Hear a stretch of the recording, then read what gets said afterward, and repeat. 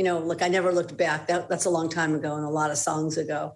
And, I'm still excited. I was in the studio with some great artists this week, and I'm just writing some great songs and, working on more movies so I can lose 14 Oscars. No, listen.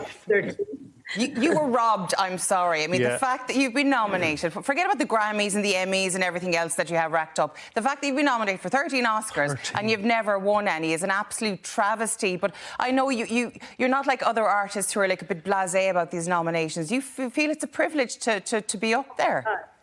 Are you kidding me? There's only 5 songs chosen, for Oscars. Unlike the Grammys, which has, I don't know how many song categories, like, 50 of them.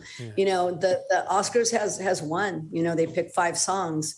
There's hundreds of movies with hundreds of songs. And the fact that, that one of my songs is chosen that's a win.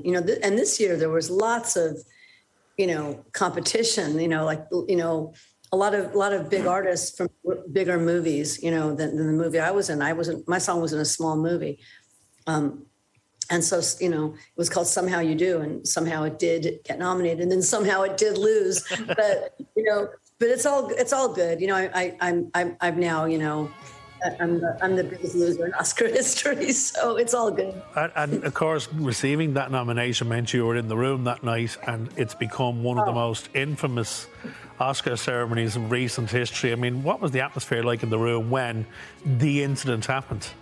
Yeah, it was weird because, I was with a friend of mine, and I go, "Was that real?" And then all of a sudden, you heard him yell, what he said, which to me was even worse than the physical assault, because it was so much rage and anger, and the whole room just the vibe just was over. And I'll tell you something, when I finally win, when that happens, it'll happen someday, I believe.